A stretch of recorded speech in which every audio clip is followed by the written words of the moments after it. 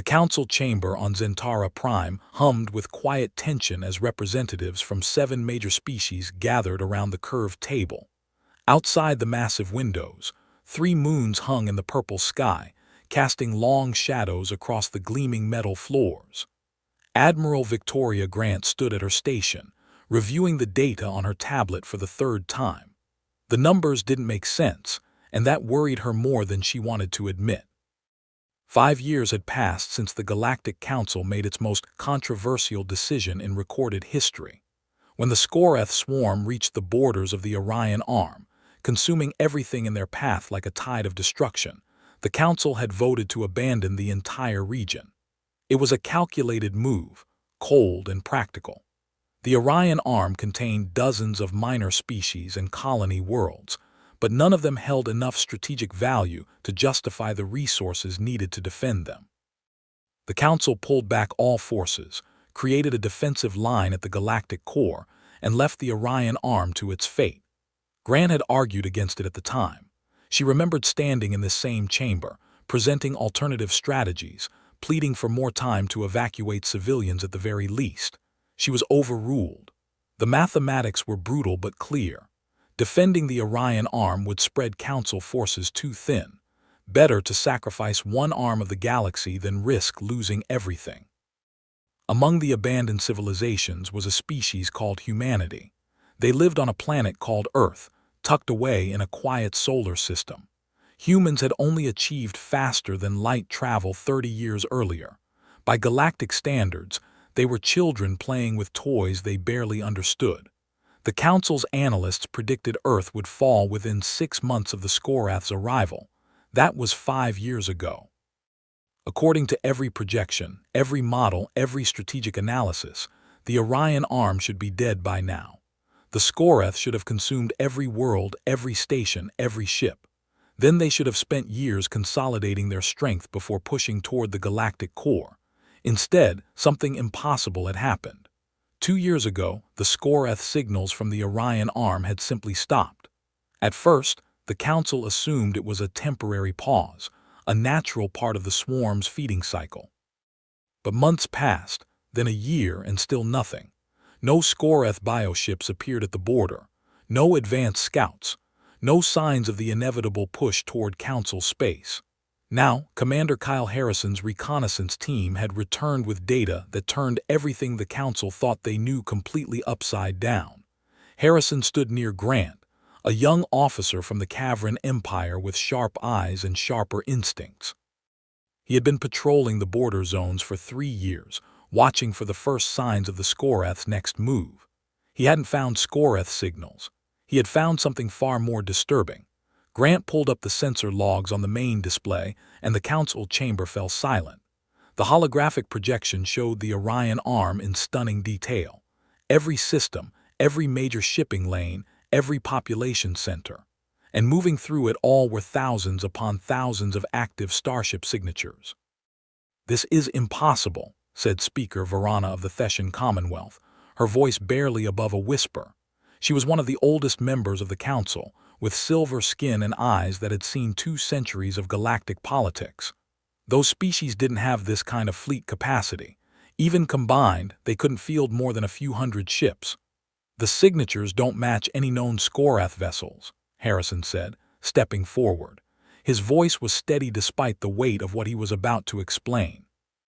"They also don't match the pre-abandonment fleet compositions of any Orion arm species. The energy readings are completely different. These ships are using technology that wasn't in any of our databases 5 years ago." Warlord Kethais of the Cavran Empire leaned forward, his massive frame casting a shadow across the table. The Cavran were a warrior species, tall and powerfully built, with dark gray skin and eyes that glowed faintly in low light. "You're saying someone built a new fleet in the Orion arm while fighting off the Scoreth swarm? That's not possible. No species could survive the swarm long enough to build anything."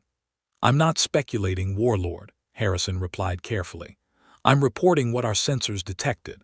There are active shipyards in at least 15 systems, orbital defense platforms around every major world, patrol routes that cover the entire region in coordinated patterns." Whatever happened in the Orion arm, someone won. The council chamber erupted in debate. Some members refused to believe the data. Others demanded immediate military action. A few suggested this might be a Scoreth trick, some new evolution of their tactics. Grant let them argue for several minutes before she raised her hand for silence. "I've authorized Commander Harrison to take a small reconnaissance team across the border," she said. The words hung in the air like a challenge. Several council members started to object, but she continued. "We need to know what we're dealing with. If the Scoreth have somehow evolved new capabilities, we need that intelligence. If something else destroyed them, we need to understand what and how. Harrison leaves in 6 hours." The meeting adjourned with more questions than answers. As the council members filed out, still arguing among themselves, Grant pulled Harrison aside. "Be careful out there," she said quietly. "Violating the quarantine protocols by crossing that border. If you encounter hostiles, you retreat immediately. No heroics." Harrison nodded. "Understood, Admiral. But what if we encounter friendlies?" Grant looked at him for a long moment. "Then we find out how much the galaxy has changed while we weren't paying attention." 6 hours later, Harrison's team crossed the border into the Orion arm. His small fleet consisted of 5 ships, each crewed by specialists from different council species. They were equipped with the best stealth technology available, designed to slip past Scoreth sensors. The plan was simple. Jump to the nearest inhabited system, scan for activity, gather data, and jump out before anyone noticed them. The plan fell apart within 30 seconds of their arrival. They emerged from faster-than-light travel in a system that had been home to a species called the Pelions. The Pelions were a peaceful people, skilled engineers who had built beautiful orbital habitats around their homeworld. According to council records, this system should have been one of the first to fall to the Scoreth. Instead, Harrison found himself staring at a fully functional civilization. The orbital habitats were intact and operational. Ships moved between planets in steady streams of traffic, and surrounding his small fleet were 12 warships that definitely did not look Pelion. The vessels were angular and efficient, covered in weapon emplacements and sensor arrays. Their hulls were dark gray, almost black with minimal markings. They moved with the kind of precision that came from constant training and actual combat experience. Harrison's tactical computer analyzed them for 3 seconds before spitting out a priority alert. These ships were built for one purpose and one purpose only: war. "All ships, hold position," Harrison ordered quickly. "Weapons cold, shields to minimum. Broadcast friendship protocols on all frequencies." A transmission came through almost immediately. The voice was female, speaking perfect galactic standard with an accent Harrison didn't recognize. "Unidentified vessels. This is Captain Lisa Morgan of the Earth Defense Fleet, currently on patrol with the Pelion Defense Force. You are in violation of protected space. Power down your weapons and prepare to be escorted to the nearest command station." Harrison felt his pulse quicken. Earth, the primitive species that barely understood fusion drives 5 years ago. He quickly pulled up the Council's files on humanity. The last update was from shortly before the abandonment. Humans had a few dozen ships, mostly exploratory vessels with minimal defensive capabilities. They had fusion drives and basic energy shields. Nothing that could stand up to even a minor military power, let alone the Scoreth swarm. The ships surrounding him looked nothing like the vessels in those old files. These were purpose-built warships, and from what his sensors were telling him, they were carrying weapons that could tear his reconnaissance fleet apart in seconds. "Captain Morgan," Harrison replied, keeping his voice calm and professional. "I am Commander Kyle Harrison of the Galactic Council Reconnaissance Division. My team is conducting a survey mission to assess the status of this region following the Scoreth incursion. We mean no harm and request permission to speak with local authorities." There was a pause. Harrison could almost feel Morgan conferring with someone, running his credentials through whatever databases they had access to. When she spoke again, her tone was slightly less hostile but no less firm. "The Orion Armed Defense Pact does not recognize Galactic Council authority in this region, Commander. However, we're willing to extend diplomatic courtesy. Follow our escort to the nearest human command station." We'll arrange a meeting with someone who can answer your questions. Any deviation from the designated flight path will be treated as a hostile action." Harrison had no choice but to agree. His 5 ships fell into formation with the human warships, and they began moving toward a massive orbital station above the third planet. As they flew, Harrison used every sensor at his disposal to gather information. What he learned was both fascinating and deeply unsettling. The Pelion system had been completely transformed. Every major moon had defense platforms installed on its surface. The asteroid belt had been turned into a network of early warning stations, and the orbital station they were approaching was enormous, easily 3 times the size of anything the Pelions could have built on their own. The station was clearly human in design. Harrison could see the modular construction, the way each section connected to the next with standardized docking ports. But the scale was staggering. This wasn't an exploratory outpost or a trading hub. This was a military fortress, bristling with point defense weapons and fighter bays. "Sir, I'm picking up something else," said Lieutenant Chen from the sensor station. She was a young officer from the Hellion Collective, brilliant with electronic systems. "There are ships in the outer system running what looks like training exercises. I count at least 40 vessels conducting combat drills." Harrison pulled up the sensor feed on his personal display. Chen was right.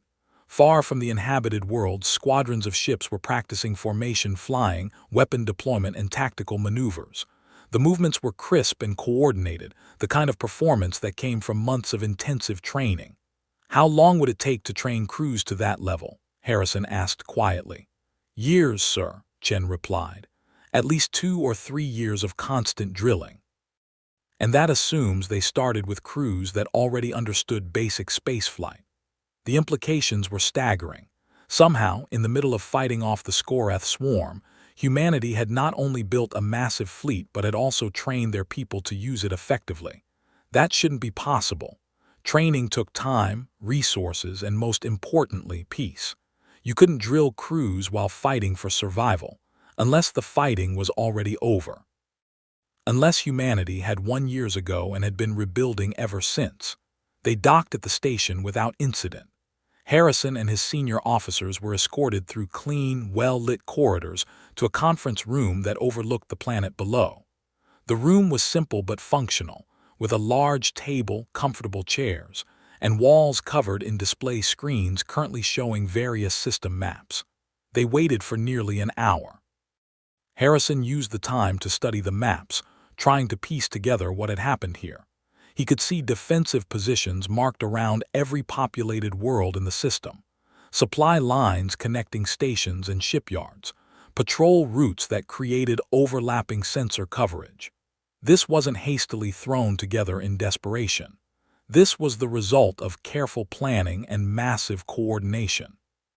Someone had looked at the entire Orion arm and designed a comprehensive defense strategy that turned every system into a fortress. The door opened, and a man in his 50s entered the room. He was tall with silver hair and the kind of weathered face that came from decades of stress and responsibility. He wore a dark blue uniform with minimal insignia, but the way everyone around him immediately straightened made his authority clear. "I'm Admiral Gregory Price, commander of the Earth Defense Fleet's 3rd Fleet," he said, extending his hand in the human greeting gesture. "I apologize for keeping you waiting. We don't get many visitors from Council space these days, and I wanted to make sure I had current briefing materials before we talked." Harrison shook the offered hand, noting the firm grip. "Admiral Price, I have to admit, your presence here raises more questions than it answers. According to our records, Earth shouldn't have survived the Skorath's arrival." Price smiled, but there was no humor in it. "Your records are 5 years out of date, Commander. A lot has changed since the Council decided we weren't worth defending." He gestured to the chairs around the table. "Please sit. I imagine you have many questions. I'll do my best to answer them honestly." As they settled into their seats, Price activated one of the wall displays. It showed a timeline starting 5 years earlier, marked with battle sites, fleet movements, and casualty figures.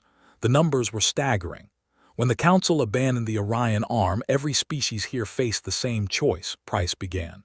Run deeper into the arm and hope the Scoreth didn't find us, or stand and fight. Most of the minor species chose to run. Can't blame them. They didn't have the resources to fight. He paused, looking directly at Harrison. Humanity chose differently. Our government decided that if we were going to die anyway, we might as well die fighting. But we also knew we couldn't win using conventional tactics. The Scoreth adapt too quickly. Every battle you fight the same way teaches them how to counter you. Price pulled up another image, this one showing a massive shipyard hidden in the outer reaches of a solar system. So we did something desperate. We revealed military programs that had been running in secret for decades. Black projects that not even the council knew about. Harrison leaned forward, his attention completely focused. Secret military programs. But humanity only achieved faster than light travel 30 years ago. That's common knowledge. Public faster than light travel, Price corrected. We achieved it in secret nearly 80 years ago. When humanity first detected council signals and realized we weren't alone in the universe, our governments made a decision. We would approach slowly, carefully, and never reveal our full capabilities until we understood the galactic situation. He pulled up images of ships being constructed in hidden facilities. While we were sending out exploratory vessels with basic technology, showing the Council exactly what they expected to see from a new spacefaring species, we were also building warships in classified shipyards throughout our solar system and beyond. We studied every Council species' military doctrine, learned from their successes and failures, and designed ships specifically for warfare. Lieutenant Chen spoke up, her voice uncertain. But why? The Council was offering friendship, trade, knowledge sharing. Why prepare for war? Price looked at her with something like sympathy. Because we learned one critical lesson from studying galactic history, Lieutenant. Every species in Council space has been conquered or absorbed at some point, some multiple times. The only species that survive are the ones strong enough to defend themselves. We saw what happened to minor powers that revealed weakness. They became subjects, not partners.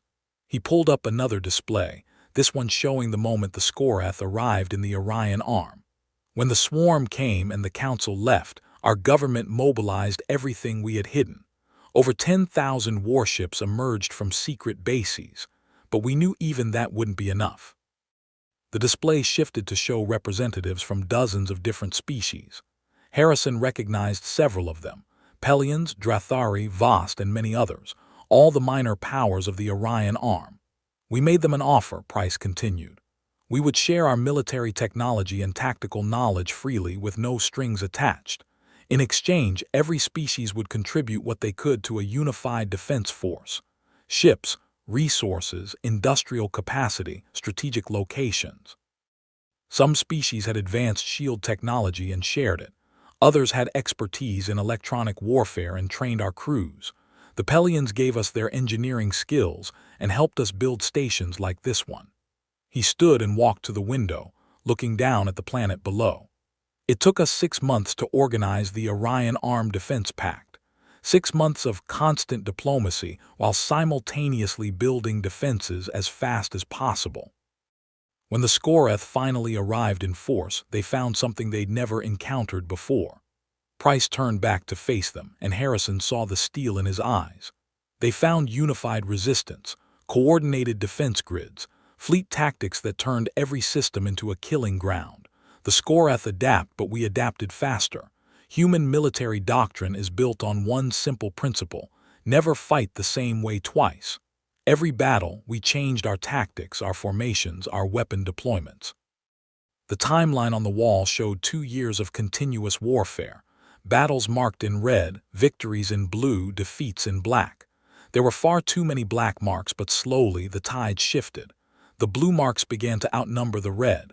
For 2 years we held the line, Price said quietly. We lost millions of people. Entire worlds were evacuated. 3 species were reduced to refugee populations. But we kept fighting, kept learning, kept adapting. And 6 months ago we launched a coordinated assault on the last Scoreth nest in the Orion arm. The final image showed a massive fleet engagement, hundreds of ships from dozens of species all working together. We destroyed it completely. Every Scoreth bioship in this region was eliminated. The threat is gone. The conference room was silent. Harrison and his team sat in stunned disbelief, trying to process what they had just learned. Finally, Harrison found his voice. You defeated the Scoreth swarm, something the Galactic Council has been fighting for 2 decades without success. How? Price returned to his seat. Because we had no choice. The Council could afford to fight cautiously, to preserve their forces, to retreat and regroup. We couldn't. Every system we lost was gone forever. Every battle was potentially our last. That kind of desperation focuses the mind wonderfully. We fought like cornered animals because that's exactly what we were. He leaned back, his expression weary. But we also had advantages. Unity, for one. The Defense Pact made decisions based on military necessity, not political compromise. When our commanders said they needed resources, they got them immediately. No debates, no committees, no faction infighting. Everyone understood we either worked together or died separately. Harrison thought about the Galactic Council's command structure, with its layers of political oversight and species rivalry. He thought about battles delayed because no one could agree on who would lead the fleet. He thought about resources diverted to core worlds while frontier regions were left vulnerable. The Council will want to know everything, he said carefully. Your tactics, your technology, your strategy.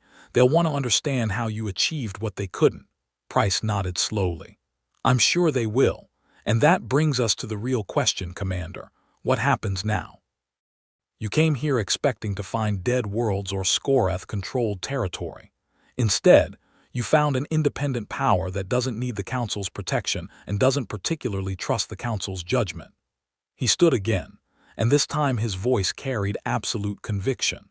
The Orion Armed Defense Pact is willing to establish diplomatic relations with the Galactic Council. We're willing to negotiate trade agreements, technology exchanges, even mutual defense treaties. But we're doing it as equals, not as subjects begging to rejoin. The Council left us to die. We survived.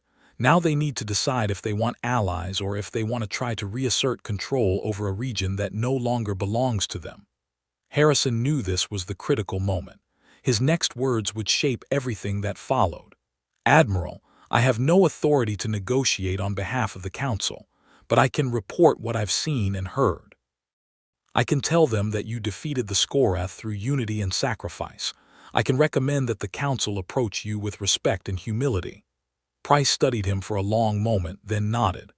That's all we're asking for, Commander. Respect. Recognition that we earned our independence through blood and fire. The galaxy abandoned us, but we didn't abandon each other. That's a lesson the Council needs to learn. The meeting concluded with Price offering Harrison's team a tour of the station and the surrounding system. Over the next 2 days, they saw the full scope of what had been built. Shipyards that could construct capital ships in months instead of years. Training facilities where crews from a dozen species learned to fight together. Medical stations treating the wounded from battles that happened years ago but still left scars. On the second day, Harrison stood on an observation deck watching human and Pelian engineers work together to install new shield generators on a defensive platform. A human supervisor was explaining something to a Pelian technician, both of them laughing at some shared joke despite the language barrier. It's remarkable, Lieutenant Chen said beside him. She had been unusually quiet since the meeting with Price. They really did it. They built something new. Harrison nodded. The Council thought abandoning the Orion arm would buy us time and resources. Instead, we created a rival power and taught every species here that they can't rely on anyone but themselves. What do you think will happen? Chen asked. Harrison watched the engineers for a moment longer before answering. I think the galaxy just got a lot more complicated. And I think the Council is about to learn that you can't undo 5 years of abandonment with apologies and treaties. Trust has to be earned, and we threw ours away. Before Harrison could leave, Admiral Price invited him to one more location, a place that would help him understand exactly what the Council's abandonment had meant to the people who lived through it. They took a shuttle down to the Pelian homeworld surface, landing in a city that looked both ancient and new.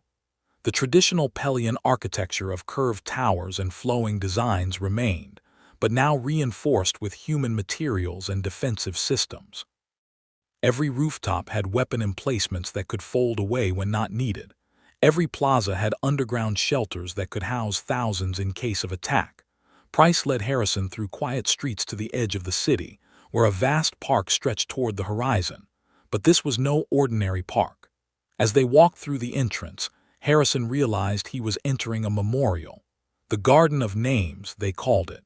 Millions of stone markers stretched in perfect rows as far as the eye could see. Each one bore a name, a date, and a simple designation: Pelion Defense Force, Human Fleet, Drathari Technical Corps, Vast Medical Service. Every person who died defending the Orion arm had their name carved here, preserved for eternity. There are 43 memorial sites like this across the Orion arm, Price said quietly as they walked between the markers. One on every major world. We wanted to make sure no one who fell would be forgotten. Harrison stopped at a random marker. Lieutenant Sarah Walsh, Human Fleet, died in defense of the Pelion system. Age 24. He moved to the next one. Engineer Threx of Pelion died repairing shield generators under fire. Age 47. And the next, Medic Cora of Drathari, died treating wounded during evacuation. Age 31. The numbers were staggering. Millions upon millions of names. Whole families sometimes clustered together. Parents and children who died in the same battle, defending the same world. We could have run, Price said, standing beside him. When the council left, many people wanted us to load everyone into ships and flee deeper into the arm, scatter across empty systems and hide. Maybe some of us would have survived. He gestured at the endless rows of markers. These people chose to stand and fight instead, not because they were soldiers or because they wanted glory. They fought because this was their home and they refused to abandon it. Because they believed that if they worked together, they might just have a chance. Harrison felt something heavy settle in his chest. These weren't abstract casualty figures in a military report. These were real people, with families and dreams and futures that were cut short because the Galactic Council had decided their worlds weren't worth defending. "How do you not hate us?" Harrison asked quietly. "The Council left you to die.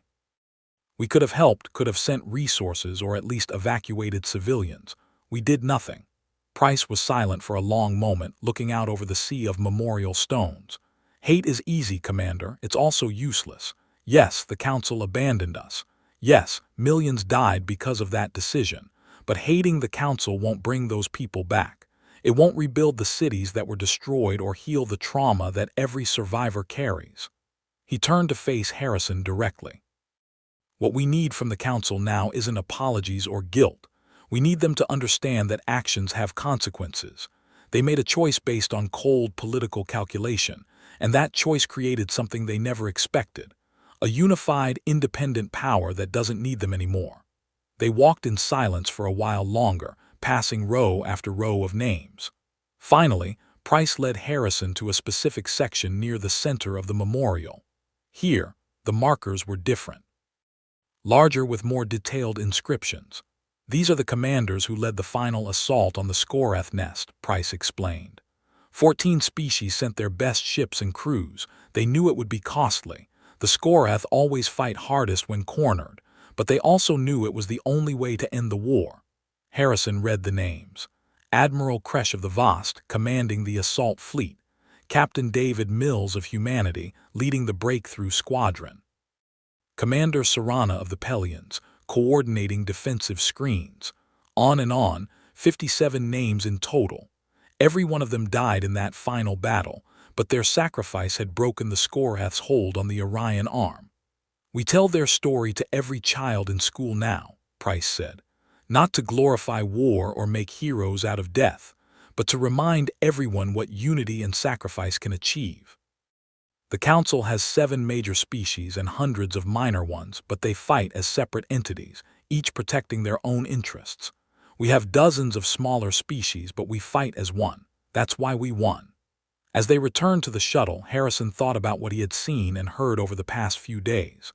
The memorial, the rebuilt cities, the coordinated fleets, all of it pointed to something the Council had never managed to achieve. True cooperation born from shared struggle. The flight back to the station was quiet. Harrison spent it composing his report in his mind, trying to find words that would convey the magnitude of what had happened here. The council needed to understand that they weren't dealing with desperate survivors begging for help.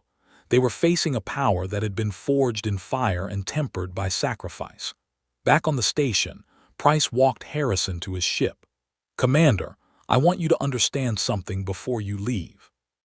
We're not looking for a fight with the Council.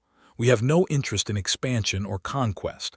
The Orion arm is our home and we'll defend it, but we're not going to march on Zentara Prime." He paused at the airlock. "But we also won't be bullied or threatened. If the Council sends diplomats, we'll talk. If they send trade ships, we'll negotiate. But if they send warships expecting us to bow down, they'll learn the same lesson the Skorath did. We might not be as advanced as the Council's core species, but we know how to fight and we're not afraid to do it again." Harrison nodded, understanding the message behind the words. "I'll make sure the Council understands, Admiral. For what it's worth, I think they made a mistake 5 years ago, and I think approaching you with anything other than respect would be an even bigger mistake now." Price smiled, and this time it reached his eyes.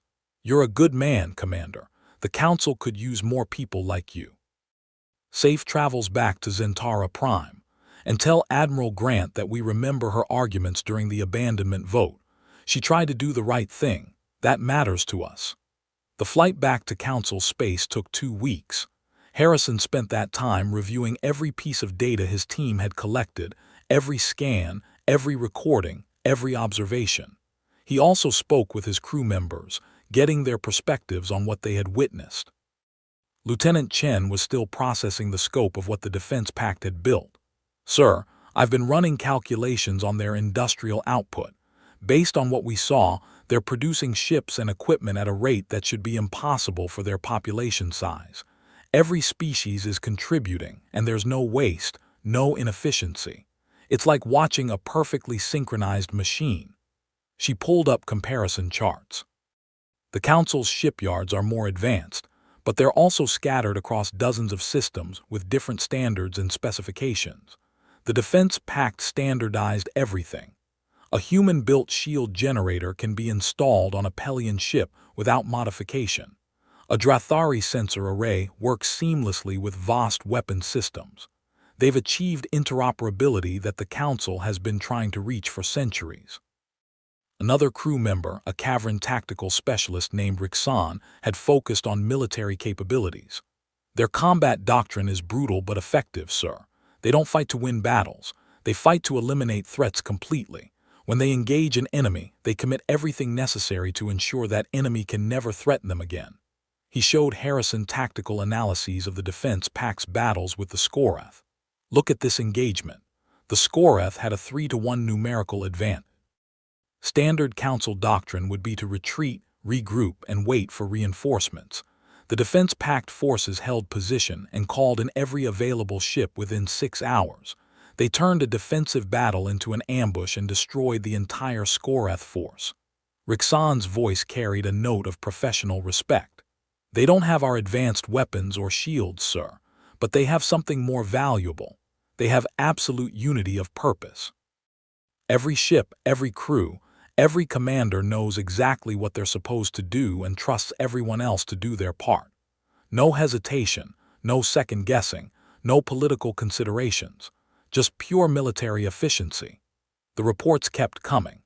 Economic integration that allowed resources to flow where they were needed most. Educational exchanges that had Pelion engineers teaching at human universities while human tacticians trained vast officers. Medical networks that shared treatments and research across all species. In every way that mattered, the Orion arm had become something unprecedented. Not a federation of independent states loosely connected by treaties, but a genuine unified civilization that happened to be made up of multiple species. They crossed back over the border into Council space on the 14th day. As Harrison's ship passed through the defensive line, he received a priority transmission from Admiral Grant requesting an immediate debriefing upon arrival at Zentara Prime. The journey to the Council capital took another 3 days. Harrison spent that time refining his report, knowing that his words would shape the Council's response to the Defense Pact. He had to be careful, balanced, presenting facts without letting his own growing respect for what the Orion arm had achieved color his analysis too much. But he also knew he couldn't hide the truth. The Council had made a catastrophic mistake 5 years ago, and now they had to decide whether to compound it or learn from it. Zentara Prime appeared in the view screen, its 3 moons gleaming like pearls against the purple sky. The planet was beautiful, peaceful, untouched by war. Harrison thought about the Pelion Memorial Garden, about the millions of names carved in stone, and felt a surge of anger at the comfort and safety the Council worlds had enjoyed while the Orion arm burned. Admiral Grant met him at the docking bay herself, which told him how seriously the Council was taking his return. She looked older than he remembered, with new lines around her eyes and gray streaking her hair. "Commander," she said formally, then lowered her voice. "Walk with me. We need to talk before the full Council debriefing." They moved through the corridors of the military complex, heading toward a private conference room. Grant dismissed her security detail and sealed the door behind them before speaking again.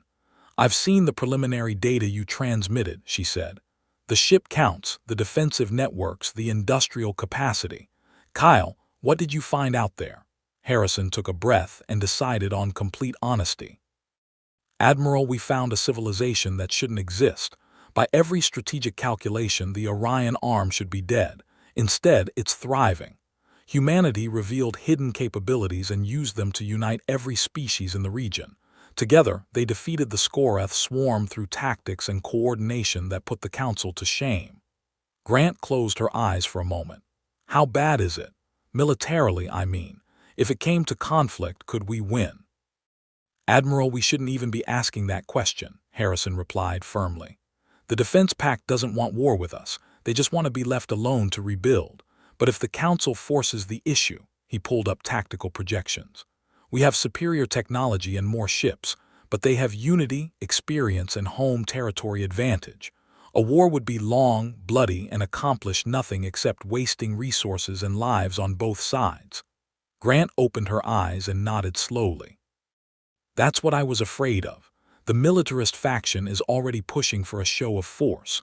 Warlord Kethais wants to send a fleet to remind the Orion arm who really controls the galaxy." "That would be a disaster," Harrison said flatly.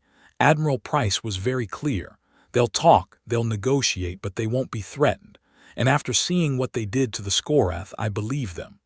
Grant walked to the window, looking out at the peaceful city below. "5 years ago, I stood in the Council chamber and argued against abandoning the Orion arm. I said it was morally wrong and strategically foolish. I was overruled by people who thought they were making the smart, safe choice." She turned back to Harrison. "Now those same people are panicking because they realize they didn't save time and resources. They created a rival power and demonstrated to the entire galaxy that the Council will abandon anyone who isn't strong enough to matter. Do you have any idea how many minor species are watching this situation and wondering if they're next?" Harrison hadn't considered that angle. "You're saying the Orion arm situation is about more than just those specific worlds." "Exactly," Grant confirmed. "This is about the Council's credibility and legitimacy. If we handle this wrong, we could see other regions declaring independence. The whole structure of galactic governance could collapse." She pulled up a star map showing the entire galaxy.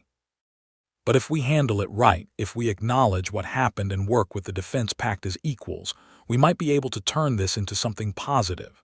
Imagine what we could accomplish if we learned from their unity and cooperation." The full Council debriefing took place 6 hours later. Harrison presented his findings to the assembled representatives, showing videos, sensor data, and tactical analyses. He described the memorial gardens, the rebuilt cities, the coordinated fleets. He explained the Defense Pact's formation and how it had achieved what the Council could not. The reaction was exactly as divided as he expected. Some Council members were impressed and wanted to establish friendly relations. Others were outraged at the perceived insult to Council authority. Still others saw economic opportunities and wanted to open trade immediately. Warlord Kethais was predictably hostile. "This is unacceptable. A collection of minor species declares independence and defeats the Skorath. I don't believe it. They must have found some Scoreth weakness and exploited it. They got lucky. That doesn't make them equals. Harrison met the warlord's glowing eyes steadily. With respect, sir, luck doesn't explain 2 years of continuous successful warfare. Luck doesn't build an integrated fleet from scratch. What they accomplished required planning, sacrifice, and capabilities that we underestimated. Speaker Varana spoke up, her voice thoughtful. Commander Harrison, in your professional assessment, what would humanity and their allies do if we sent a diplomatic delegation offering to welcome them back into council authority? Harrison chose his words carefully. Speaker, they would politely refuse. The Defense Pact doesn't want to rejoin the council as subjects. They're willing to negotiate as independent equals, but that's their only offer. Anything else will be rejected. The chamber erupted in debate that lasted for hours. Harrison was questioned, challenged, and asked to clarify his observations dozens of times. Through it all, he stuck to the facts, neither exaggerating the Defense Pact's strength nor downplaying what they had achieved. Finally, as the session was drawing to a close, Admiral Grant made a formal proposal. The Council should send a diplomatic delegation to the Orion Arm. Not to demand submission or assert authority, but to establish relations with the Defense Pact as an independent power. We negotiate trade agreements, technology exchanges, and mutual defense treaties. Warlord Kethais immediately objected. That would legitimize their rebellion. It would tell every minor species in the galaxy that they can ignore council authority if they're strong enough. They're already strong enough, Grant shot back. Whether we legitimize it or not, the Defense Pact exists and controls the Orion Arm. We can acknowledge that reality and work with it, or we can stick our heads in the sand and pretend we still have authority we clearly lost 5 years ago. The debate continued, but Harrison could see that Grant's words had hit home with several council members. The pragmatists were starting to understand that forcing the issue would accomplish nothing except conflict. After the session ended, Harrison returned to his quarters exhausted. He pulled up the images from the Pelion Memorial Garden on his personal display, looking at the endless rows of names. All those people who died because the council made a choice based on cold calculation rather than principle. His door chimed. It was Lieutenant Chen. Sir, I wanted to thank you for the report. You gave them the truth, even though you knew it would be controversial. Harrison nodded. The truth is all we have, Lieutenant. The council made a mistake 5 years ago. We can't undo that. But maybe, if we're smart and humble enough, we can learn from it. Chen hesitated, then spoke quietly. Do you think they will, sir? Learn from it, I mean. Harrison thought about the debate in the council chamber, about the political factions and species pride, and the thousands of years of established hierarchy. Then he thought about the memorial garden and Admiral Price's words about unity and sacrifice. I hope so, Lieutenant, he said finally. Because if we don't, we'll just keep making the same mistakes until there's nothing left to govern. The galaxy is dangerous, and we need allies, not subjects. The Orion Arm proved that. Now we have to decide if we're wise enough to understand the lesson. As Chen left, Harrison looked out his window at Zentara Prime's gleaming cities. Somewhere out there, beyond the borders of Council space, humanity and its allies were building something new. Something that might just change the galaxy forever. The Council thought the Orion Arm was lost. They were wrong. And now everyone would have to live with the consequences of that mistake.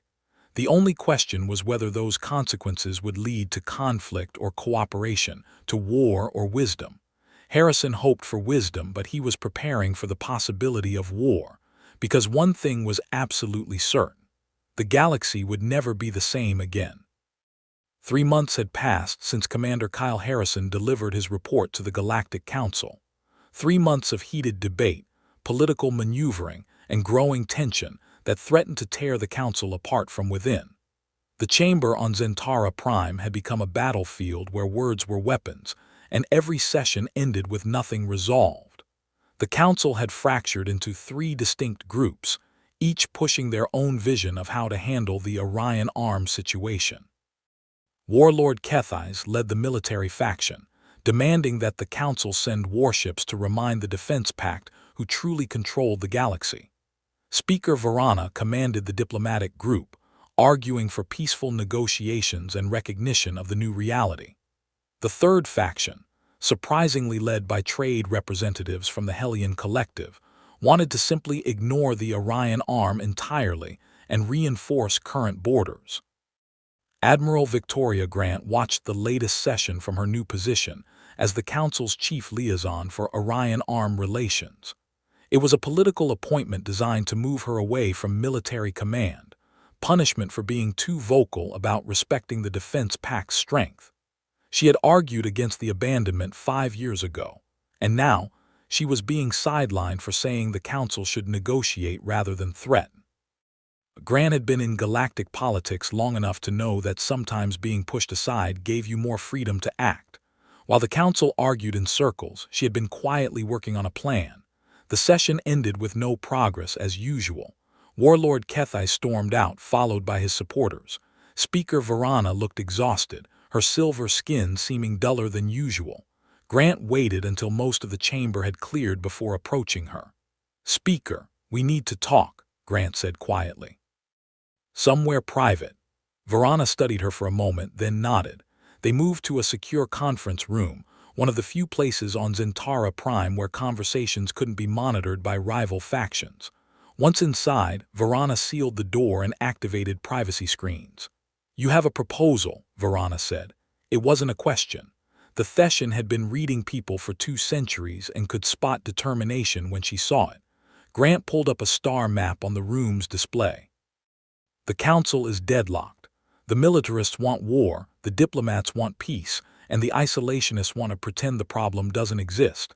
Meanwhile, every day that passes, the Defense Pact grows stronger and more independent.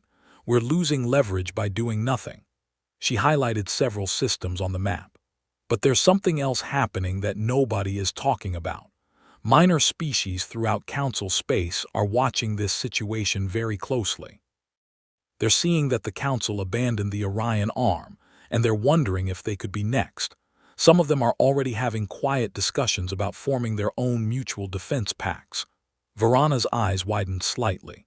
"You're saying the Orion arm situation could trigger a cascade of independence movements?" "Exactly," Grant confirmed. "The Council's legitimacy is based on the idea that we provide protection and stability. We failed to protect the Orion arm, and they survived anyway. That breaks the fundamental bargain. If we respond with military force, we prove that the Council only respects power. If we do nothing, we look weak and indecisive. Either way, we lose." She pulled up another image, this one showing a proposed diplomatic mission. "There's only one way forward. We send a delegation to Earth itself, not to the border, not to some neutral station. We go to their homeworld and negotiate a treaty between equals. Make it a statement that the Council can adapt and learn from mistakes." Varana studied the proposal carefully. "Warlord Kethais will never agree to this. He'll see it as surrendering to rebels." "Then we don't ask his permission," Grant said bluntly. "You have the authority as Speaker to authorize diplomatic missions. Send the delegation, present it as a fact, and force the Council to either support it or publicly oppose diplomatic solutions. Put the militarists on record as choosing war over peace." It was a risky political move, the kind that could end Grant's career if it backfired. Varana seemed to be weighing that same calculation. Finally, she nodded slowly. "I'll authorize the mission, but Grant, you have to lead it. You're the only senior Council official who has credibility with the Defense Pact." Harrison spoke highly of Admiral Price, and Price specifically mentioned that they remember your opposition to the abandonment. Grant had expected this. "I'll need to choose my team carefully. We need representatives from multiple species, people who understand that we're negotiating from a position of mutual interest, not superiority." "Choose whoever you need," Varana said. "But move quickly. The militarists are planning something, I can feel it. If Kethai sends ships before we can establish diplomatic relations, this whole situation could explode into open conflict." Over the next week, Grant assembled her delegation. She selected Commander Kyle Harrison first, both for his experience with the Defense Pact and because his report had been scrupulously honest. She included diplomats from the Theshan Commonwealth, trade representatives from the Hellion Collective, and military observers from 3 different species. The message was clear. This wasn't one faction's mission. It was the Council's attempt at genuine dialogue. The final member of the delegation was unexpected. Ambassador Marcus Webb had served on the Council's diplomatic staff before the abandonment. He had argued passionately against leaving the Orion arm behind, warning that it was both morally wrong and strategically foolish. When his arguments were ignored, Webb resigned in protest and tried to return to Earth. But by the time he arranged transport, the Scoreth had cut off the region. He spent 5 years believing his homeworld and everyone he knew was dead. Now he was being sent home to face the people his government had failed. Grant met with him privately before departure. "Ambassador, I want you to understand what you're walking into," she said. "The Defense Pact has every reason to hate the Council. They'll be polite because that's their diplomatic training, but underneath, there's going to be anger and pain. You argued against the abandonment, but you still represent the government that made that choice." Webb looked older than his years, gray hair and tired eyes that had seen too much disappointment. "Admiral, I've spent 5 years carrying guilt about what happened. I argued and lost, then I ran away instead of staying to face the consequences. Going back isn't going to be easy, but it's necessary. Maybe I can help bridge the gap between what the Council was and what it needs to become." Grant respected his honesty. "There's something else you should know. Your sister survived. Colonel Elizabeth Webb, currently serving in the Defense Fleet. She'll probably be at some of the meetings." Webb's face went through several emotions at once. Relief, joy, guilt, and fear all flickered across his features. "She made it," he whispered. "I hoped, but I didn't let myself believe." "She more than made it," Grant said gently. "She's a decorated combat veteran who fought in 12 major engagements against the Scoreth. From what I understand, she's highly respected in the Defense Fleet." "But Ambassador, 5 years is a long time. People change, especially when they've been through war. Your sister isn't the same person you remember." Webb nodded, composing himself. "None of us are, Admiral. War changes everyone it touches, but maybe that's exactly why I need to be part of this delegation, to show that the Council can change too." The journey to Earth took 2 weeks using standard Council jump drives. Grant used that time to prepare her team, reviewing everything they knew about the Defense Pact, studying their culture and customs, understanding the diplomatic protocols they preferred. She made sure everyone understood that this wasn't a negotiation where the Council would dictate terms. This was a conversation between powers who needed to find common ground. Harrison spent much of the voyage with Webb, helping him prepare for what he would find. "Earth has changed," Harrison explained. "It's still beautiful, still recognizable as the world you remember, but there's a different feeling to it now. Confidence, maybe, or determination. They survived something that should have killed them, and they know it." Webb listened carefully, asking questions about the memorial gardens, the rebuilt cities, the integration between species. He wanted to understand not just what had happened, but what it meant to the people who lived through it. On the 14th day, they emerged from faster-than-light travel at the edge of the Sol system. Grant had sent word ahead, requesting permission to approach Earth for diplomatic talks. The response had been professional but cautious. The Defense Pact would receive them, but there would be conditions and protocols. They were met by an escort of human warships led by Captain Lisa Morgan, the same officer who had intercepted Harrison's first reconnaissance mission. Ship the Defiance pulled alongside Grant's vessel and established communications. "Admiral Grant, welcome to Sol system," Morgan said formally. "I'm authorized to escort you to Earth orbit. Please maintain formation and do not deviate from the designated flight path. Any unauthorized scanning or data collection will be considered a hostile act." Grant understood the message. The Defense Pact was being courteous, but they weren't taking chances. "Understood, Captain. We're here to talk, nothing more." The journey through Sol system was revealing. Grant had read the reports, but seeing it firsthand was different.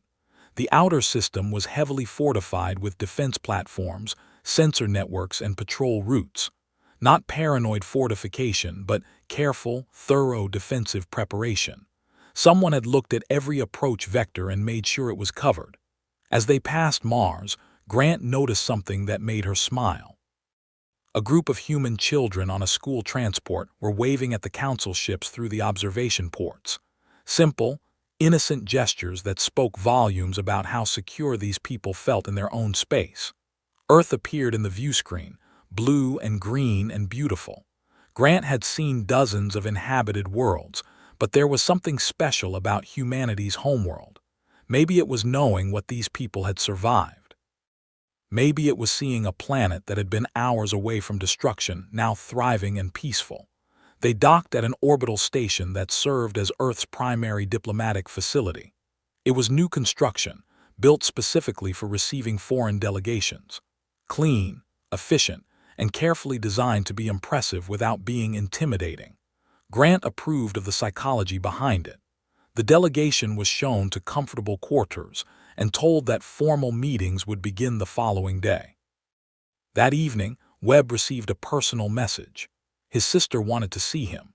Grant gave him permission to go, understanding that some conversations needed to happen before official business could begin. Harrison accompanied Webb to a smaller conference room where Colonel Elizabeth Webb waited. She was in her 40s now, with short dark hair going gray at the temples and the kind of bearing that came from years of military command. When she saw her brother, her composure cracked for just a moment. "Marcus," she said, and then they were embracing, both of them crying quietly. Harrison stepped out to give them privacy. He waited in the corridor for nearly an hour before Webb emerged, eyes red but somehow lighter than before. "She forgives me," he said quietly. "I spent 5 years thinking she must hate me for not being here, for not fighting alongside them, but she forgives me." "What did she tell you?" Harrison asked. Webb took a breath. "She said the war was hell. That millions died, including people we both knew, friends, colleagues, her husband. She said there were times when she thought they would lose, when defeat seemed inevitable, but they kept fighting because giving up wasn't an option." He looked at Harrison directly. "She also said that she doesn't blame the council for abandoning them. She blames the council for not learning from it, for spending 5 years arguing instead of asking themselves why they made that choice and how to never make it again." The next morning, the formal negotiations began. The Defense Pact delegation was led by President Nathan Cole of Earth's unified government, a career diplomat who had never wanted his presidency to be defined by war. Alongside him sat Admiral Gregory Price, representatives from the Pelian Commonwealth, the Drathari Technical Assembly, the Vast Medical Coalition, and a dozen other Orion armed species. Grant noticed immediately that the Defense Pact delegates sat together without any obvious hierarchy beyond Cole and Price. No species jockeying for position, no subtle power plays. They really had forged genuine unity. The first day was spent on formalities and establishing ground rules. Both sides agreed that these talks would focus on practical cooperation rather than past grievances. They would discuss trade, technology exchange, mutual defense, and civilian travel. Questions of sovereignty and political structure would be acknowledged but not debated. It was on the second day that things got interesting. The Defense Pact presented their proposal for a comprehensive treaty that would establish them as an independent power with full diplomatic recognition. In exchange, they offered open trade at fair market rates, technology sharing programs, and coordination on security threats. The trade representative from the Hellion Collective, a being named Sorex, studied the proposal carefully. "These terms are remarkably generous. You're offering us access to your markets and technology without demanding preferential treatment or economic advantages." "Why?" President Cole answered calmly. "Because we're not trying to win a negotiation. We're trying to build a relationship based on mutual benefit. The Orion arm needs trade partners and access to the broader galactic economy. The Council needs allies and proof that it can adapt to changing circumstances. Both sides gain from cooperation." Admiral Price added his perspective. "We're also being pragmatic. The galaxy is dangerous. The Scoreth are still out there in other regions. There could be threats we haven't encountered yet. Isolation might have worked when we were fighting for survival, but now we need connections to the broader galactic community." Grant spoke up, asking the question she knew the Council would demand answered. "If the Scoreth attack Council space, if the threat you defeated here emerges somewhere else, Price didn't hesitate. The treaty includes mutual defense provisions. If Council worlds are attacked by the Scoreth or similar existential threats, the Defense Pact will provide military assistance. We'll share our tactical knowledge, coordinate fleet actions, and support evacuation efforts if necessary. Sarex looked skeptical. After the Council abandoned you, you're offering to defend Council worlds. That seems like an empty promise designed to make us lower our guard. Colonel Elizabeth Webb spoke for the first time, her voice carrying the weight of experience.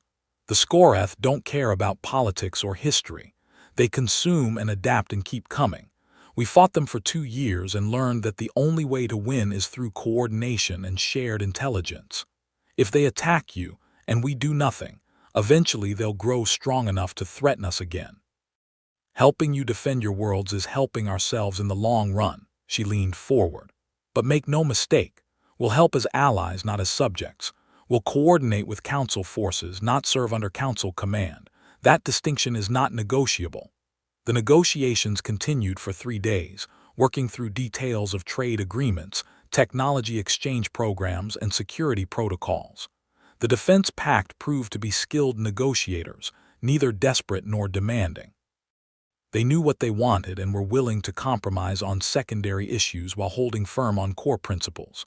On the 4th day, Warlord Kethise's representative, a cavern commander named Drexen, finally raised the issue everyone had been avoiding. This treaty treats the Defense Pact as an equal power, but you control only a small portion of the galaxy. You have less territory, fewer ships, and less advanced technology than the Council. Why should we recognize you as equals? President Cole's response was measured. Commander Drexen, with respect, you're thinking about equality in the wrong way. We're not claiming to be equal in size or technology.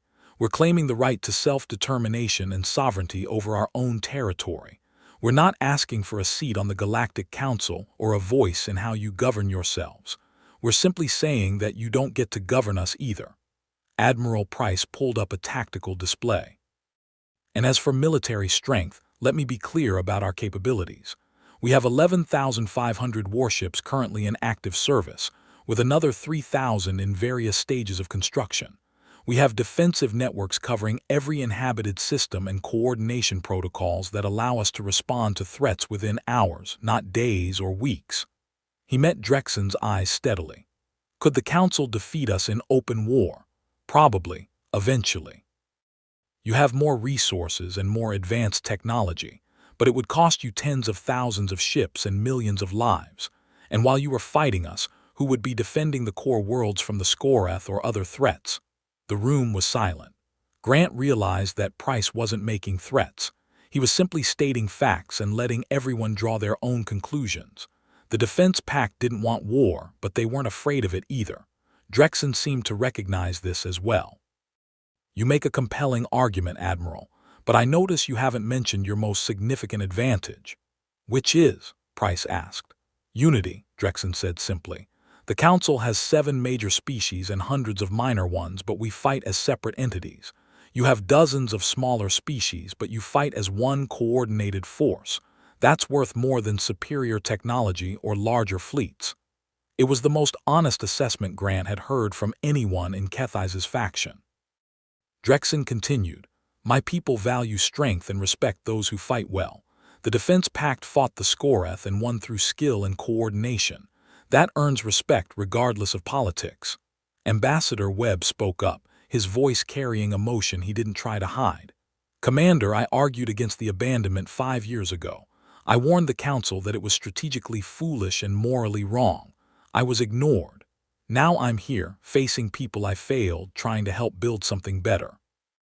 He looked around the table at both delegations.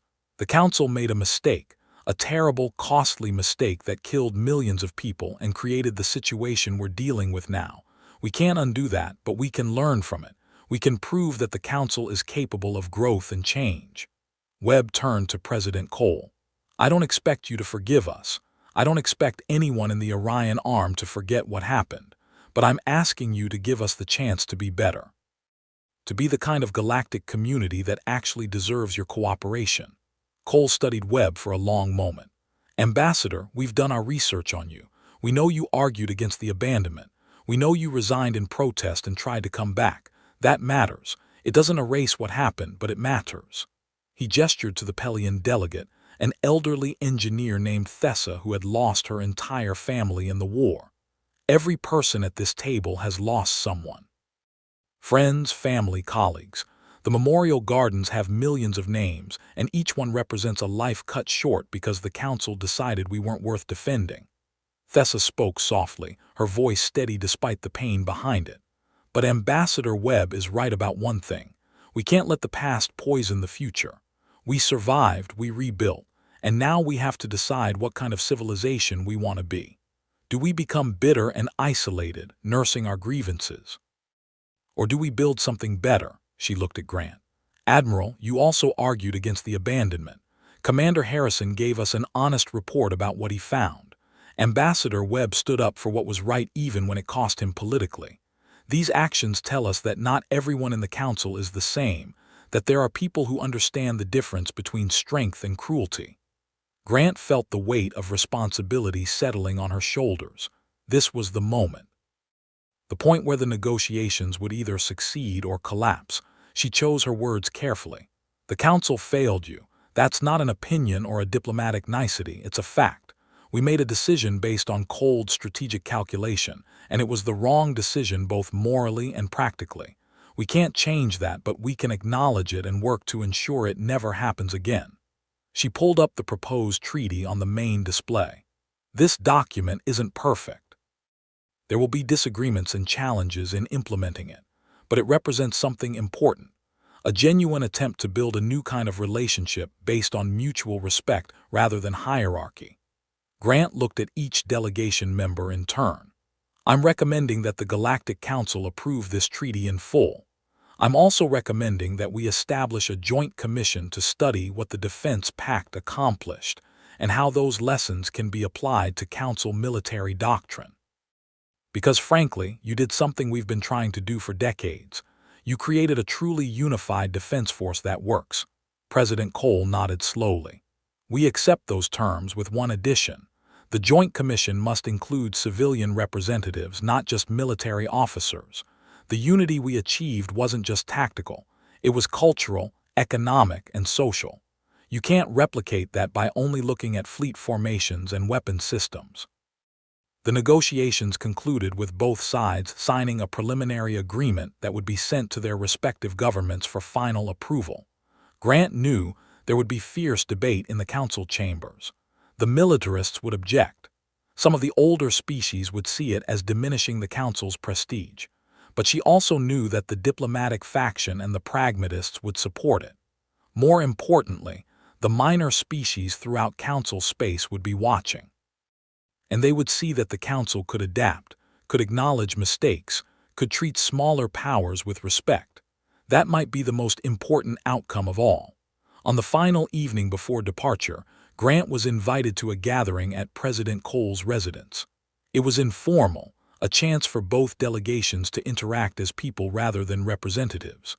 Grant found herself on a balcony overlooking Geneva's lights, talking with Admiral Price about the future.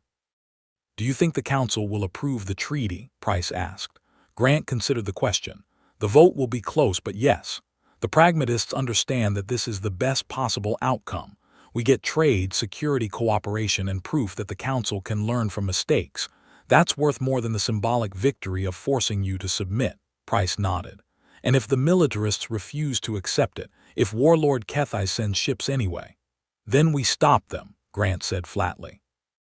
"I still have allies in the military command, officers who understand that unnecessary wars are waste and destruction for no gain. If Kethai tries to start a conflict, there are people who will refuse to follow those orders." She looked at Price directly. "But I need you to understand something. There are elements in the council who see this treaty as weakness. They'll be looking for any excuse to claim the Defense Pact is a threat. Don't give them that excuse. No aggressive expansion, no military buildups near the border, nothing that can be spun as preparation for invasion." Price smiled grimly. "Admiral, we have no interest in conquest. The Orion arm is more than enough responsibility. We're focused on rebuilding, strengthening our economy, and making sure our children grow up in a galaxy that's safer than the one we inherited. Ambassador Webb joined them on the balcony, looking more at peace than Grant had seen him since the mission began. "My sister wants me to stay," he said quietly. "She thinks I could help with the diplomatic integration, serve as a liaison between the Council and the Defense Pact." "What did you tell her?" Grant asked. "That I need to go back to the Council first, to report on what I saw here, to advocate for the treaty, to help the political process move forward." Webb smiled sadly. "But after that, maybe I can finally come home." The delegation departed the next morning with formal farewells and promises to maintain communication. As Grant's ship pulled away from Earth orbit, Harrison stood beside her on the bridge, watching the planet recede in the distance. "It's strange," Harrison said. "5 years ago, the Council thought abandoning Earth was a smart strategic move. Now we're negotiating treaties and learning from them. The galaxy really has changed." Grant nodded. "The galaxy didn't change, Commander. Our understanding of it did. We thought power came from having the biggest fleet and the most territory. The Defense Pact proved that real power comes from unity, purpose, and the will to stand together even when everything seems hopeless."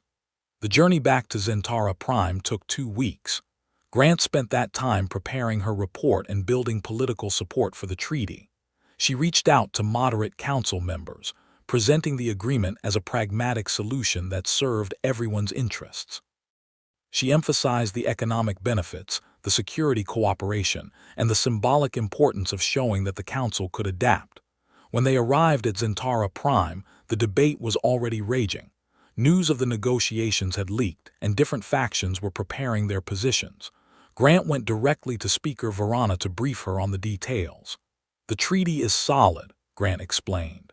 "Both sides get what they need. The Defense Pact gets recognition and independence. The Council gets trade access, security cooperation, and proof that we can acknowledge mistakes. It's the best possible outcome." Varana looked exhausted from managing the political chaos. "Warlord Kethys is calling it surrender. He's demanding a vote to reject the treaty and send military forces to bring the Orion arm back under Council control. Some of the older species are supporting him, saying this sets a dangerous precedent." "It does set a precedent," Grant agreed. "The precedent that the Council can evolve, that we're not so rigid and proud that we'd rather fight than admit we were wrong. That's exactly the precedent we need." The formal Council debate began 3 days later. Grant presented the treaty in detail, walking through each provision and explaining how it served Council interests. She showed economic projections demonstrating the value of trade with the Orion arm. She presented security analyses showing how cooperation with the Defense Pact would strengthen overall galactic defense. Then she played recordings from the negotiations, including Thessa's speech about not letting the past poison the future and Commander Drexen's acknowledgement of the Defense Pact's unity and strength. The Council chamber erupted in debate that lasted for hours. Speaker after speaker rose to argue for or against the treaty. Some praised it as visionary. Others condemned it as weakness. The minor species representatives were largely supportive, seeing it as proof that the Council could treat smaller powers fairly. Finally, Warlord Kethys himself took the floor. His massive form dominated the chamber as he spoke. "This treaty is an insult to everything the Council represents. We are the authority in this galaxy. We determine what is acceptable and what is not. The Orion arm defied us, and instead of reminding them of their place, we reward their rebellion with recognition and treaties." He pointed at Grant. "Admiral Grant would have us believe this is pragmatism. I say it is cowardice. We have the strength to bring the Defense Pact to heel. We should use it." Grant rose to respond, her voice carrying clearly through the chamber. "Warlord, you're absolutely right about one thing. We do have the strength to force the Orion arm back under Council control. It would cost us tens of thousands of ships and millions of lives, but we could probably do it eventually." She paused, letting the weight of those numbers sink in. "But what would we gain? Territory we already abandoned once, species that would hate us and rebel at the first opportunity, the respect of the galaxy watching us wage a war of conquest against people who defeated the Skorath." Grant pulled up the star map showing the entire galaxy. Or we could take the alternative. We could show that the Council is wise enough to learn from mistakes. We could turn a former crisis into a partnership. We could demonstrate to every species in the galaxy that the Council values cooperation over domination. She looked directly at Kethais. You call it cowardice, I call it wisdom, and I'm betting that when the history of this moment is written, future generations will agree with me. The vote was called. Each species representative cast their decision, and the chamber's display tracked the results in real time. It was close, far closer than Grant had hoped. The military powers largely voted against the treaty. The diplomatic species supported it. The minor species were split, some still remembering their own struggles with council authority. In the end, the treaty passed by a margin of just 7 votes out of nearly 200. Not a mandate, but enough. The Galactic Council officially recognized the Orion Armed Defense Pact as an independent power and approved the comprehensive treaty establishing diplomatic, economic, and security relations. As the session ended, Grant found herself surrounded by both supporters and critics. Some congratulated her on the diplomatic victory. Others warned that she had damaged the Council's prestige irreparably. She weathered both with the same calm professionalism. Ambassador Webb approached her as the crowd thinned. "It's done," he said. "For better or worse, we've changed the galaxy's political landscape." Grant nodded. "Now comes the hard part, making it work. Implementing the treaty, building real cooperation, proving that this wasn't just political theater. That will take years." 6 months later, the treaty was fully implemented. Trade routes opened between Council space and the Orion Arm. Technology exchange programs began operating. Joint military exercises were scheduled to practice coordinated responses to potential threats. And slowly, gradually, relationships that had been broken by the abandonment began to heal. Grant returned to Earth one final time to oversee the opening of the Council's first official embassy in the Orion Arm. The ceremony was attended by representatives from dozens of species, both Council members and Defense Pact allies. President Cole gave a speech about building bridges and learning from the past. Speaker Varana talked about the importance of adaptation and growth. But the moment that stuck with Grant came later, during a quiet dinner with Admiral Price and Colonel Webb. They talked about the war, the negotiations, and the uncertain future ahead. Price raised a glass for a toast. "To survival," he said simply, "and to the wisdom to learn from our mistakes." Grant raised her own glass. "To cooperation, and to the hope that the next generation inherits a galaxy that's wiser than the one we built." As they drank, Grant thought about everything that had changed since Commander Harrison's first reconnaissance mission crossed into the Orion Arm. The Council thought they had abandoned dead worlds and lost causes. Instead, they had created something that would reshape galactic politics for generations to come. The galaxy had learned a hard lesson.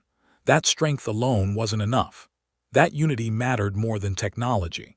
That the willingness to stand together in the face of impossible odds could achieve what centuries of established power could not. And most importantly, that it was never too late to admit mistakes and work to build something better. The future was still uncertain. There would be more challenges, more threats, more moments when the fragile cooperation between Council and Defense Pact would be tested.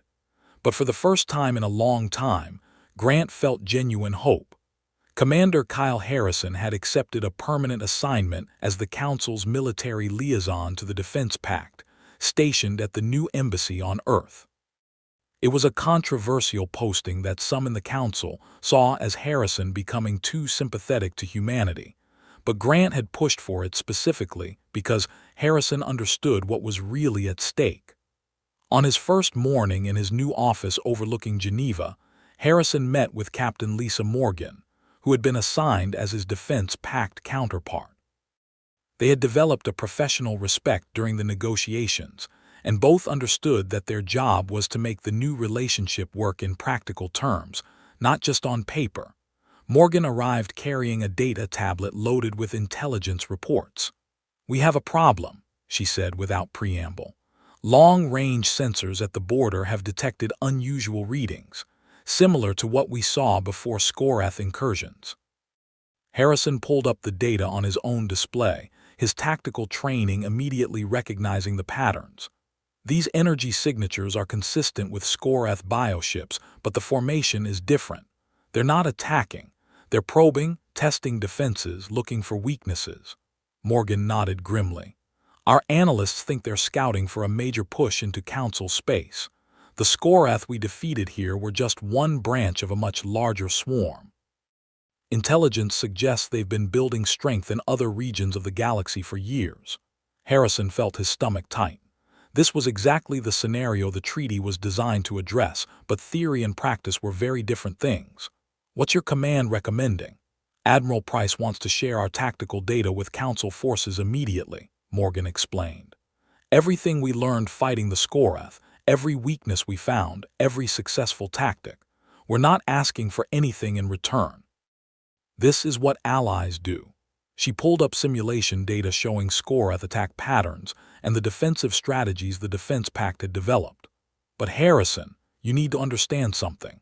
Our methods work because of coordination and unified command. If Council forces try to implement these tactics while maintaining their current fractured command structure, people are going to die unnecessarily. Harrison studied the data carefully, seeing the elegant efficiency of the Defense Pact's approach. Multiple species working together without the political overhead that slowed Council responses. You're saying we need to change how we operate at a fundamental level. I'm saying you need to decide what's more important, Morgan replied. Species pride and traditional hierarchies, or actually winning against threats like the Scoreth, because you can't have both. Over the next few weeks, Harrison worked with Morgan to prepare briefings for Council military leadership. They documented every engagement the Defense Pact had fought, analyzing what worked and why. They showed how unified command structures allowed for faster response times and better tactical adaptation. They demonstrated how technology sharing between species created capabilities that no single power could achieve alone. The briefings were met with mixed reactions. Some Council officers were impressed and eager to learn. Others were defensive, seeing the Defense Pact's methods as criticism of their own competence. A few were openly hostile, refusing to believe that a collection of minor species could teach the Council anything about warfare. Admiral Grant attended one of these briefings, sitting quietly in the back while Morgan presented tactical analyses. After the formal presentation ended and most officers had left, Grant approached them. "That was good work," she said. "Thorough, professional, and more restrained than I expected given the hostility in the room." Morgan smiled tiredly. "We're not here to win arguments, Admiral. We're here to save lives. If Council forces adopt even half of these methods, thousands of people will survive who would otherwise die when the Scoreth attack." Grant looked at the tactical displays still showing on the screen. "The problem isn't the quality of your information. It's politics. Every species in the Council has their own military traditions, their own ideas about how warfare should be conducted. Asking them to abandon those traditions and adopt methods from species they considered inferior 5 years ago is a hard sell. Then people will die," Morgan said bluntly, "and those deaths will be on the hands of officers who value tradition over effectiveness." The tension in the room was broken by an urgent transmission from the border. Harrison's communicator lit up with a priority alert. He activated it to find Commander Drexen, the Cavern officer who had attended the treaty negotiations, looking uncharacteristically shaken. "Harrison, we have a situation at the border. Scoreth forces just emerged from faster-than-light travel in the Kelvin system. Estimated 40,000 bioships, the largest concentration we've ever seen. They're not just probing anymore. This is a full-scale invasion force." Grant immediately took command of the situation. "Drexen, what forces do we have in that region?" 3 Council defense fleets, maybe 8,000 ships total," Drexen replied. "We're trying to coordinate a response, but the command structure is fragmented. The Cavern Admiral wants to engage immediately. The Theshan commander is arguing for a defensive posture. The Hellion ships are requesting orders from their home government. It's chaos, Admiral." Morgan was already pulling up tactical maps, plotting the Scoreth's most likely attack vectors. "They'll hit the Kelvin colonies first to establish a foothold, then push toward more populated systems. If they follow their standard pattern, they'll try to split your forces by attacking multiple targets simultaneously. She looked at Grant directly. You need unified command right now, not three admirals arguing about strategy. One commander with authority to direct all forces in the region. It's the only way you'll have a chance. Grant knew Morgan was right, but the political reality was brutal. The Council species won't accept a single commander unless they're convinced it's absolutely necessary. And by the time they're convinced, it might be too late. Harrison had an idea. What if we propose a temporary joint command? A Council admiral working directly with a Defense Pact advisor who has actual combat experience against the Skorath. Share authority rather than ceding it entirely. It was a compromise, the kind that usually satisfied no one but might just work. Grant made several rapid communications, leveraging every political favor she had accumulated over decades of service. Within hours, a plan was approved. Admiral Sorana, a respected Theshan commander, would lead the Council forces with Admiral Price serving as tactical advisor. All ships in the region would follow their coordinated orders. The arrangement was unprecedented and controversial, but the alternative was watching the Skorath overrun defenseless colonies while Council forces argued about chain of command. Price arrived at the command center 12 hours later, his face grave but determined. He met with Sorana privately first, establishing a working relationship built on mutual respect and shared urgency. When they emerged, they had a battle plan. The Skorath rely on overwhelming numbers and rapid adaptation, Price explained to the assembled officers. They'll probe your defenses, learn from each engagement, and adjust their tactics accordingly. Our strategy has to be built around that reality. He pulled up tactical displays showing the Kelvin system and surrounding space. We're going to create a layered defense with deliberate weak points. Let them think they're finding gaps in our formation. When they commit forces to exploit those gaps, we collapse the trap and destroy them piecemeal. Admiral Sorana added her perspective. This requires trust and discipline. Ships will need to hold position even when it looks like they're being flanked. Commanders will need to follow the tactical plan exactly, without improvising. Can everyone here commit to that level of coordination? There was silence in the command center. Harrison could see the struggle on faces around the room. These were proud officers from powerful species, being asked to subordinate their judgment to a unified plan. But they were also professionals who understood the stakes. One by one, the commanders indicated their acceptance. Some reluctantly, others with conviction, but all of them agreeing that coordination was better than chaos. The battle for Kelvin's system began 18 hours later. The Skorath came in 3 massive waves, exactly as Price had predicted. The first wave hit the outer defensive positions and found what looked like weak points in the formation. They committed heavy forces to break through, only to find themselves caught in carefully prepared kill zones where overlapping fire from multiple Council species tore them apart. The second wave adapted, trying different attack vectors and more cautious advances. But Price and Sorana had anticipated this too. Reserve forces moved to reinforce threatened positions before the Skorath could exploit them. Human electronic warfare specialists jammed Skorath communication frequencies, disrupting their coordination. Pelion shield generators protected damaged Council ships, allowing them to stay in the fight longer. It was brutal, grinding combat that lasted for 3 days. Ships were lost, crews died, and several colonies had to be evacuated under fire. But the coordinated defense held. Every time the Skorath adapted, the unified command adjusted faster. Every breakthrough attempt was met with perfectly timed reinforcements. On the 4th day, the Skorath withdrew. They had lost over half their forces and gained nothing. It was the first major defensive victory Council forces had achieved against the Skorath in 20 years of fighting. In the command center, exhausted officers from a dozen species shared the quiet satisfaction of success. Admiral Sorana and Admiral Price stood together, reviewing casualty reports and planning for potential follow-up attacks.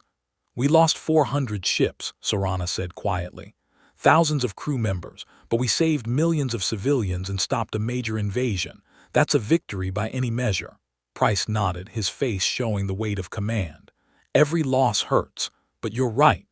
This was a victory, and more importantly, it proved that cooperation works." The Council and the Defense Pact, fighting together, achieved what neither could have done alone. Harrison watched from across the room as officers from different species congratulated each other, shared data on the battle, and began planning how to implement the lessons learned. This was what the treaty was supposed to create. Not just diplomatic agreements on paper, but actual working relationships forged in shared struggle. Captain Morgan joined him, looking as exhausted as everyone else. "Your people fought well," she said. "Better than I expected, honestly. Some of those council commanders really learned the lessons we tried to teach." "And some didn't," Harrison replied, thinking of the 3 ships lost because their commander had ignored the tactical plan and tried to win glory through individual heroics. "But overall, you're right. When we work together, when we put aside pride and politics, we're stronger." The news of the victory at Kelvin System spread quickly throughout both Council space and the Orion arm. For the first time, people saw concrete evidence that the treaty between the Council and the Defense Pact wasn't just political theater. It was a real alliance that could face real threats. The political impact was immediate. Species that had been skeptical of the treaty began to support it more strongly. Military officers who had resisted learning from the Defense Pact started requesting information about their tactics. Even some of Warlord Kethise's faction acknowledged that cooperation had benefits. But there were also troubling undercurrents. Some council members worried that the Defense Pact was becoming too influential, that council forces were becoming dependent on their tactical expertise. Others feared that sharing command authority set a dangerous precedent that would erode traditional power structures. Admiral Grant found herself navigating these political waters while trying to maintain the momentum toward genuine cooperation. She met with Speaker Varana in their private conference room to discuss the situation. "The battle proved that the treaty works," Grant argued. "We should be expanding cooperation, creating permanent joint training programs, standardizing equipment specifications so different species can support each other more easily." Varana looked troubled. "And some council members are saying we're moving too fast, giving too much away. They want to slow down, reassert traditional hierarchies, make sure the council maintains its dominant position." "Its dominant position over what?" Grant asked sharply. "An independent power that doesn't want to be dominated. That's not maintaining order. That's setting up future conflicts based on pride and stubbornness." She pulled up reports from the Kelvin battle. "We won because Admiral Sorana was wise enough to accept help from Admiral Price, because council officers followed a unified tactical plan instead of competing for glory, because everyone involved put effectiveness over ego. That's what we need to preserve and expand, not undermine." Varana was quiet for a moment, then spoke with the weariness of someone who had spent 2 centuries in politics. "Victoria, you're right about what we should do, but politics isn't about what's right, it's about what's possible. And right now, pushing for more integration will trigger a backlash that could undo everything we've achieved." Grant wanted to argue, but she knew Varana was correct. Change had to happen at a pace that society could accept, even if that pace felt frustratingly slow to those who understood the urgency. "So what do you suggest?" Grant asked. "Consolidate the gains we've made," Varana replied. "Implement the existing treaty fully. Let people see the benefits in their daily lives through trade and cultural exchange. Let military officers who fought at Kelvin spread the word about how effective coordination can be. Build support organically rather than trying to force it through political pressure." It was good advice, the kind of patient wisdom that had kept the council functioning for millennia despite its flaws. Grant nodded acceptance, even as part of her wanted to push harder and faster. Over the following months, that patient approach began to bear fruit. Trade between council space and the Orion arm flourished, bringing new goods and ideas to both regions. Cultural exchange programs allowed civilians from different species to interact and build personal relationships. Military cooperation expanded gradually, with more joint training exercises and shared research on defensive technologies. Commander Harrison continued his work as liaison, serving as a bridge between two civilizations learning to trust each other. He saw progress in small moments. A Cavern officer asking a human tactician for advice without resentment, a Pelian engineer collaborating seamlessly with a Hellion technician, a mixed crew from 3 species working together as smoothly as if they had trained together for years. One evening, Harrison sat in his office reviewing reports when Captain Morgan stopped by. She had become a frequent visitor, their professional relationship evolving into something like friendship built on mutual respect and shared challenges. "I've been thinking about something," Morgan said, settling into a chair. "5 years ago, the Council left us to die. That was a terrible thing that killed millions of people, but in a strange way it also gave us something valuable." Harrison looked at her curiously. "What?" "Proof that we could survive on our own," Morgan explained. Before the abandonment, species in the Orion arm were just minor powers living in the shadow of the Council. We accepted that hierarchy because we thought we needed it. But when we were forced to stand alone, we discovered we were stronger than we believed. She smiled, but there was sadness in it. "I wish we could have learned that lesson without the war and death. But we learned it. And now we're building something based on that knowledge. Not just in the Orion arm, but potentially throughout the galaxy." Harrison understood what she meant. The treaty between the Council and the Defense Pact wasn't just about those specific powers. It was a demonstration that relationships between civilizations could be based on mutual respect rather than hierarchy. That smaller powers didn't have to accept subordination to larger ones. "You're talking about fundamentally changing how galactic politics works," Harrison said. "I'm talking about what already changed," Morgan corrected. The Orion arm proved that minor species working together can achieve what major powers cannot. Now other regions are watching and asking why they should accept Council authority when they could build their own cooperative networks instead. It was a revolutionary idea, one that would horrify traditionalists in the Council, but Harrison couldn't deny its appeal or its logic. The galaxy was vast and dangerous. Maybe the old model of a few dominant species controlling everything wasn't the best way to handle those dangers. "This is going to cause more political upheaval," Harrison predicted. "Probably," Morgan agreed. "But upheaval can lead to growth. The Council can either adapt and evolve into something better, or it can cling to old hierarchies and watch its influence crumble as more regions follow the Orion arm's example." As Harrison sat in his office after Morgan left, looking out at Earth's lights below, he thought about the journey that had brought him here. From a routine reconnaissance mission that found the impossible, through tense negotiations and brutal warfare, to this moment of uncertain possibility. The galaxy thought the Orion arm was lost. They were wrong. And in being wrong, they discovered truths that might reshape civilization itself. That cooperation mattered more than domination. That unity born from shared struggle was stronger than hierarchy maintained by force. That sometimes the greatest strength came from admitting mistakes and working to build something better. The future remained uncertain. There would be more Skorath attacks, more political struggles, more moments when the fragile cooperation between powers would be tested. But there was also hope, real and tangible, built on the foundation of people who had chosen to work together even when it seemed impossible. Grant, Harrison, Morgan, Price, Sorana, and countless others were writing a new chapter in galactic history, not through conquest or domination, but through the slow, difficult work of building trust and cooperation between civilizations that had every reason to remain divided. The galaxy thought the Orion arm was lost. They were wrong. And now the entire galaxy would have to grapple with the implications of that mistake and the possibilities it revealed.